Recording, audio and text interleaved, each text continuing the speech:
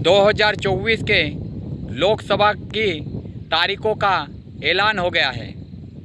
मैं इस आदिवासी MP news channel के माध्यम से आपसे बात करूंगा उस पार्टी के बारे में जो 2023 के विधानसभा चुनाव से पहले बनी थी। उस पार्टी का नाम है भारतीय आदिवासी पार्टी।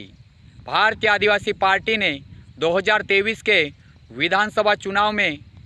विधानसभा चुनाव लड़ी थी और जिसमें राजस्थान में 3 विधायकों ने अपना खाता खोला था और उधर मध्य प्रदेश में रतलाम जिले की सैलाना विधानसभा में कमलेश्वर डोडियार ने अपनी जीत दर्ज की थी। इस टाइप से अभी 2024 के लोकसभा चुनाव होना है, जिसमें भारतीय आदिवासी पार्टी ऐसी सीटों पर चुनाव लड़ने जा रही है और लिस्ट जारी की है जहां पर उनका दबदबा बहुत ही अच्छा है, जहां पर भारतीय आदिवासी पार्टी को लोकसभा चुनाव में जीत दर्ज कर सके।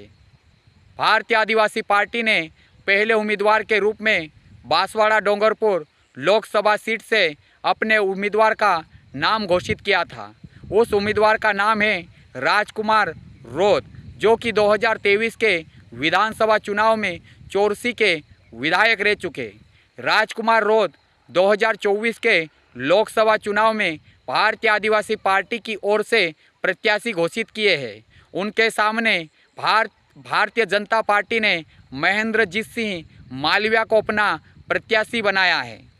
महेंद्रजीत सिंह मालविया भारतीय जनता पार्टी के प्रत्याशी महेंद्रजीत सिंह मालविया कांग्रेस के सीनियर नेता थे।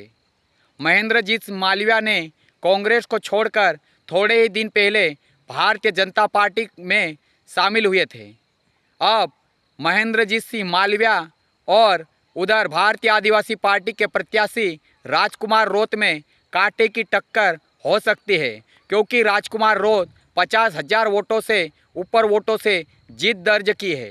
राजकुमार रोत ने 12 मार्च को आदिवासी आरक्षण महासम्मेलन और आदिवासी को चिंतन मंथन जैसे शिविर कर चुके हैं।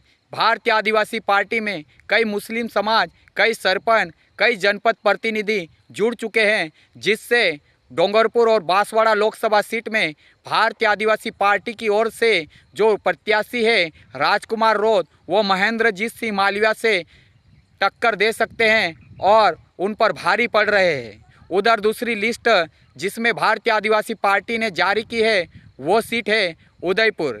यहाँ पर भारतीय आदिवासी पार्टी ने प्रकाश चंद्र बूच को अपना प्रत्याशी बनाया है। उधर कांग्रेस ने आईएएस अधिकारी तारचंद मीणा को अपना प्रत्याशी बनाया है।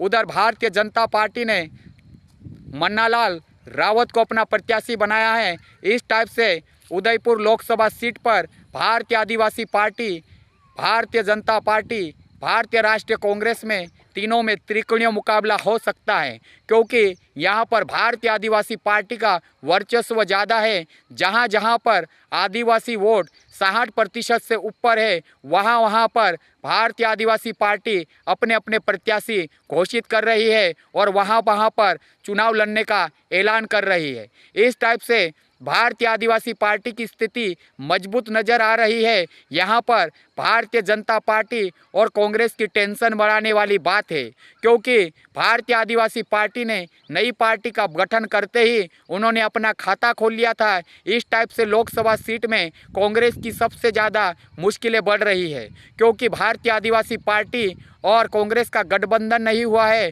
कांग्रेस ने 28 दलों के साथ में गठबंधन किया है, जिसे इंडिया गठबंधन कहते हैं, और उधर भारतीय जनता पार्टी ने छोटे छोटे करके 38 दलों के साथ में गठबंधन किया है, जिसे एनडीए गठबंधन कहता है। उसमें भारतीय आदिवासी पार्टी ना तो भारतीय जनता पार्टी के साथ शामिल है, ना तो कांग्रेस के साथ शामिल है। इसके लिए कांग्रेस की मुश्किलें, जहां जहां भारतीय आदिवासी पार्टी चुनाव लड़ रही है वहां पर कांग्रेस की मुश्किलें खड़ी हो रही है, क्योंकि यहाँ भारतीय आदिवासी पार्टी ऐसे उम्मीदवारों को खड़ा कर रही है जो कि जीत सके और आदिवासी वोटरों को लुभा सके और आदिवासी वोटरों को कवर कर सके।